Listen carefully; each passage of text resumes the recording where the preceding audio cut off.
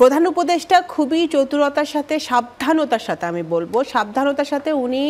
বাক্য ব্যবহার করেছেন, শব্দ ব্যবহার করেছেন, কারণ উনি ভালো মতোই জানেন যে ওনার দেশে ফেরত এসে ওনার যে এক্সটেনশন, মানে এই ইন্টারিম গভর্নমেন্টের এক্সটেনশন হিসেবে পরিচিত এনসিপি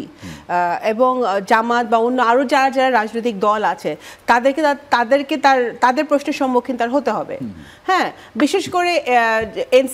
এনসিপি প্রশ্নের সম্মুখীন তার হতে পারে, কারণ ওরাই একমাত্র রাজনৈতিক দল যেটি নতুন, যারা এখনো নিবন্ধন হয় নাই, যারা সারা বাংলাদেশে কমিটি করার চেষ্টা করছে, তারা তাদের দল গোছানোর চেষ্টা করছে, তারা চাচ্ছে নির্বাচন যত দেরিতে হয় তাদের জন্য সেটা লাভবান হয়। তো সুতরাং উনি ছাত্র জনতা এনসিপি কাউকে না খেপিয়ে উনি একটা বাস্তবতার নিরিখে একটা স্টেটমেন্ট হয়তো দিয়েছেন, কিন্তু এই স্টেটমেন্টের পজিটিভ দিক হইল যে বিএনপি যেটা প্রপোজ করেছে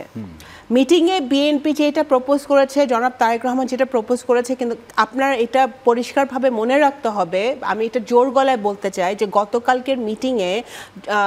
বিএনপির ভারপ্রাপ্ত চেয়ারম্যান জনাব তারেক রহমান শুধু বিএনপিকে রিপ্রেজেন্ট করে নাই, হি ওয়াজ রিপ্রেজেন্টিং বাংলাদেশি পিপল, বাংলাদেশ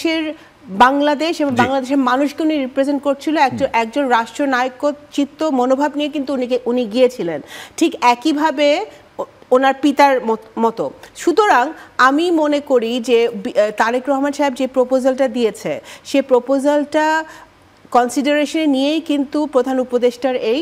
পাল্টা বক্তব্য যে হ্যাঁ ফেব্রুয়ারি মাসে এটা হতেই পারে, বাস্তবতা নিরিখে এপ্রিল মাসে কেন চাচ্ছে না জনগণ, কারণ